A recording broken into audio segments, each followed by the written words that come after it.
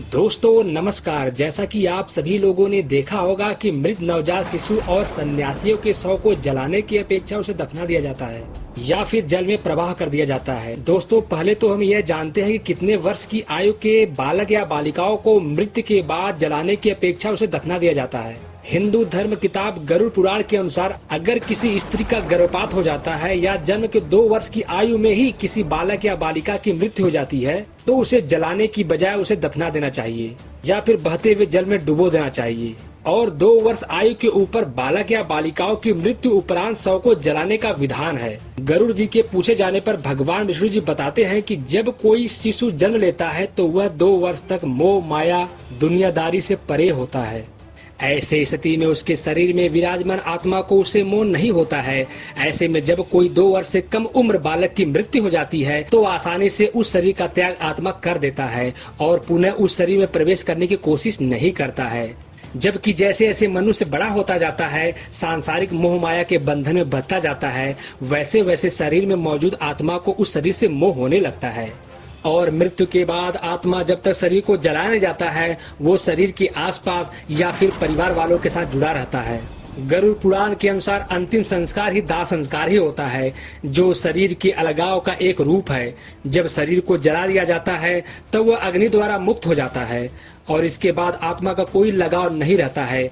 वास्तव में अग्नि को ही हिंदू धर्म के अनुसार प्रवेश द्वार माना जाता है। इसके माध्यम से मृतक को जब जलाया जाता है तभी वह आध्यात्मिक दुनिया में प्रवेश कर पाता है। परंतु बच्चे जिन्होंने ज्यादा जीवन नहीं जिए होते हैं उनसे आत्मा का लगाव नहीं होता है, इसीलिए उनकी मृत्यु हो जाने के बाद जलाने की बजाय उन्हें दफना दिया जाता है। इसके अलावा गरुड़ पुराण में यह भी बताया गया है कि शिशु के अलावा संत पुरुषों को भी मृत्यु के बाद उन्हें जलाने की अपेक्षा दफना देना चाहिए, क्योंकि ऐसा मनुष्य तपस्या व आध्यात्मिक ज्ञान पा चुका रहता है, शरीर की सभी इंद्रियों को भस्म कर लेता है और मोह माया क्रोध काम लोभ आदि पर विजय प्राप्त कर लेता है। ऐसे में उस शरीर में उपस्थित आत्मा को उस शरीर से कोई लगाव नहीं रहता है और जब ऐसे मनुष्य की मृत्यु हो जाती है तो वह बिना किसी बाधा के वैकुंठ धाम में चला जाता है। इसके अलावा गरुड़ पुराण में विष्णु जी बताते हैं कि जब किसी शिशु की मृत्यु हो जाए तब उसकी आत्मा के शांति के लिए उसके निमृत दूध का दान करना चाहिए। जितने माँ शिशु की उम्र रही हो उतने विप्र बच्चों को अपने हाथों से दूध या खीर पिलाएं, क्योंकि बच्चे की मृत्यु के बाद उसका श्राद्ध नहीं किया जाता है। शिशु के निमित्त यह कार्य उस बच्चे की आत्मा दूसरा शरीर प्राप्त कर लेता है। दोस्तों वीडियो के माध्यम से शायद आप लोग समझ गए होंगे कि हिंदू धर्म में 2 वर्ष से कम बालकों व साधु सन्यासियों को जलाया क्यों नहीं जाता है। दोस्तों अगर जानकारी से आप संतुष्ट हैं या फिर इस विषय में कुछ जानकारी चाहते हो तो आप निसंकोच कमेंट बॉक्स में पूछ सकते हैं।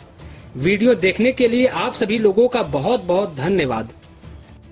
दोस्तों हम आपसे दोस्ती करना चाहते हैं, प्लीज रेड कलर का सब्सक्राइब बटन को दबा करके हमारे YouTube चैनल को जरूर सब्सक्राइब कर लीजिएगा। बहुत बहुत धन्यवाद।